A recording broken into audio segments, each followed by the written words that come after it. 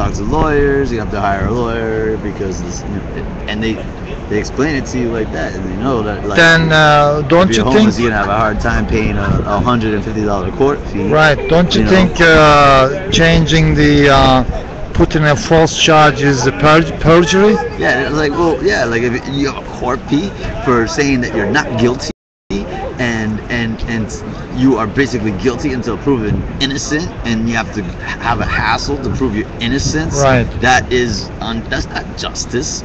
That's Right. not justice, especially No. when you're dealing with a lot of people that are struggling nowadays and with everything, Yeah. with their debt, with their having enough work to pay bills and food and support the people that they know, love, family, whatever, what have you.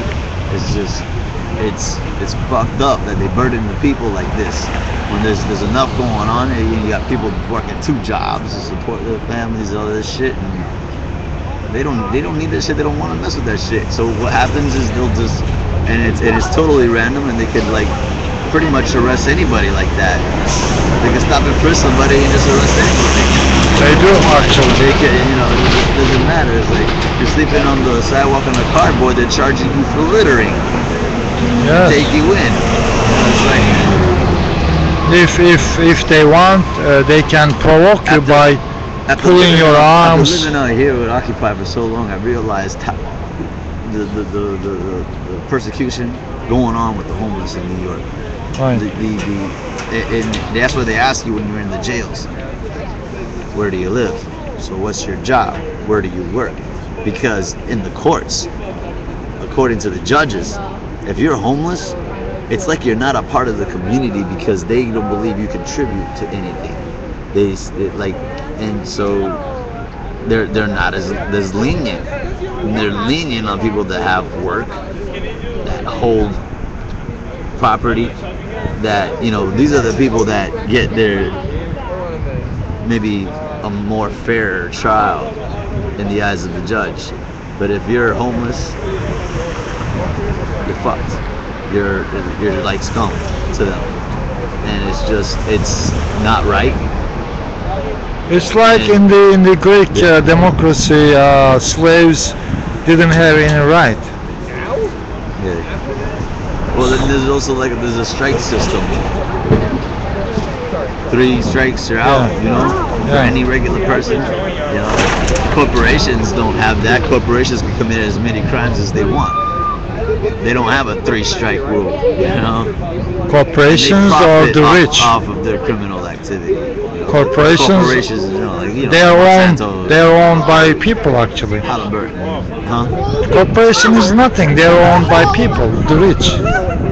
What do you mean there's nothing? They're owned by people. Yeah, well, you got corporate personhood and then They are virtual. I mean, virtual. Yeah. People make decisions for them. They're virtual. I mean, they don't And they exist. should be responsible for the decisions they make, not Yes. able to hide behind this corporate person. Yeah, of course. That's what I mean. That's what I mean. There are always people doing and using like corporation. I don't mean nothing. It's like a tool. I mean tool. Yeah. Some mean people use them. It's freaking, not written in stone. This is paperwork. It's a paper trail of an imaginary creation. Right. That's what I mean. Imagination. By the judiciary system, by the, saying that corporations have the same rights as human beings, and defending their rights to property more than actual real people.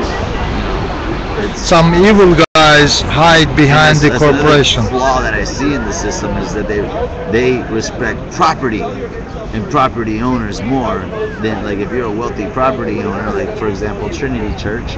Trinity Church owns 1/3 of the real estate in Lower Manhattan. They're over $1 billion in assets, over 200 million annual budget, and they're a real estate corporation masquerading as a church, enjoying the tax exemption that a church enjoys, and using that with their real estate company. It opens up so many windows for corruption, and when a church is taking advantage at that point, it's disgusting. What's going on in New York is disgusting, and that they don't respect the Constitution of the United States. They don't respect regular people.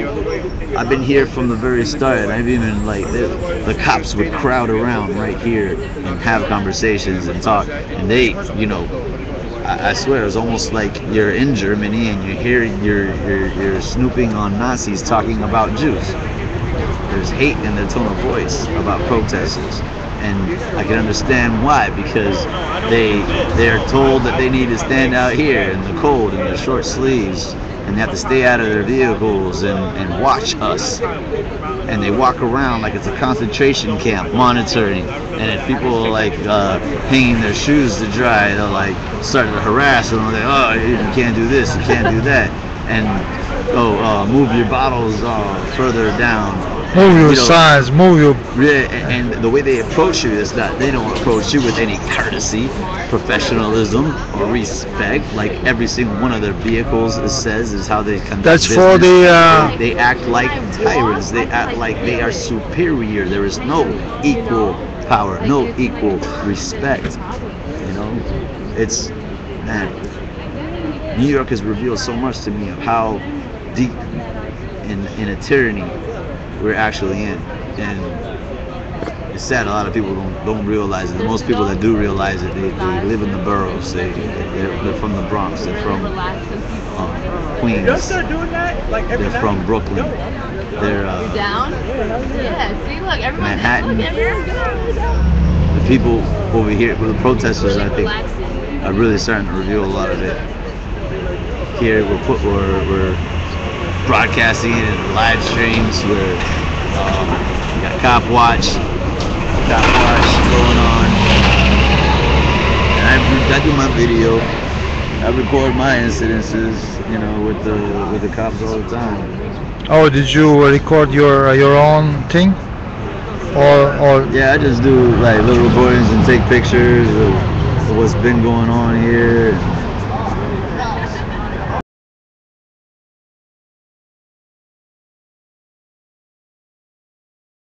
The thing is the white shirts, because those are the officers. Those are the ones that give. What's his name again?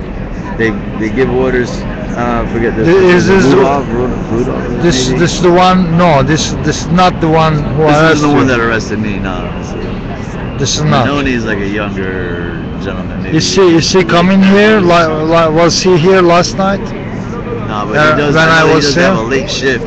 Oh. He had a late shift with us because he used to come late at night and just to mess with people. And I think there's also another federal court decision saying that you should, especially when people are sleeping. They don't give a shit. You're not supposed to disturb people while they're sleeping for a certain amount of time. They don't give a shit to their own government decision. Courts are part of government too. It's like they've been in contempt of so many court Yeah. decisions, and the thing is, like, it's all about the lawyers. A lot of times it's almost like you're better off self-representing yourself, because you're the one you're gonna be more dedicated about finding the right research, the right court decisions that were made that you could bring in your defense. The whole thing is like you're not trained in court etiquette and how to speak in court and stuff like that, and that's why you kind of need a lawyer for stuff like that if you're unaware of that. And like you could be aware of the laws as far as what the courts have been saying and what legislation has passed and stuff like that, but ultimately you need to know the court etiquette, and a lot of half the times the judges are going to allow you to self-represent yourself. But I mean, it's in the state constitution and our federal constitution that we all have a right to jury trial for any criminal case, and they're trying to label these charges as violations and not a crime. But I am in a criminal court, and I am being told that I have been what do you call it?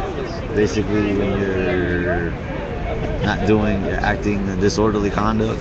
Yeah, disorderly conduct. That's their favorite charge to give protesters, is you're acting disorderly when you're actually exercising your right.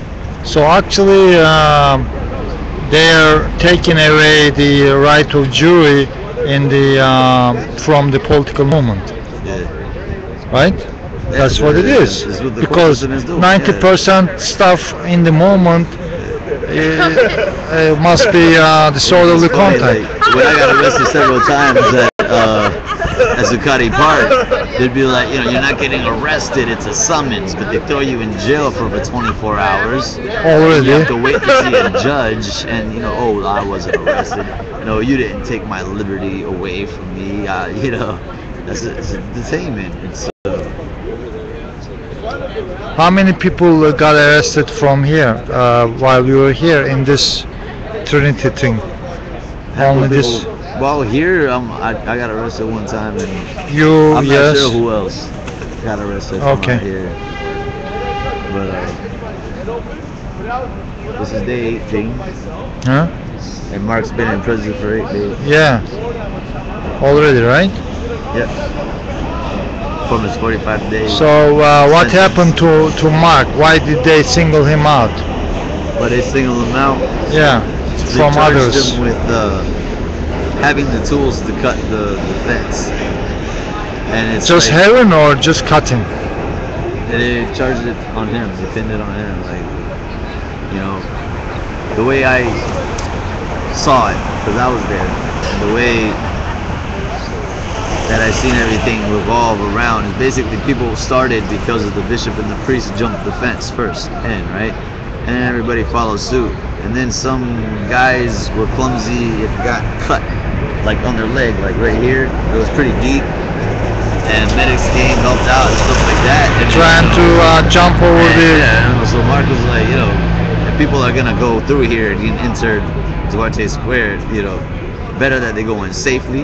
Let's cut this fence and let people just walk right in and go underneath the fence instead of trying to climb over and you know, hurting themselves and cutting themselves open. Like, it was a pretty deep cut that the gentleman had when he tried to go over the fence. So it was like, if anything, he avoided so many injuries and did the right thing.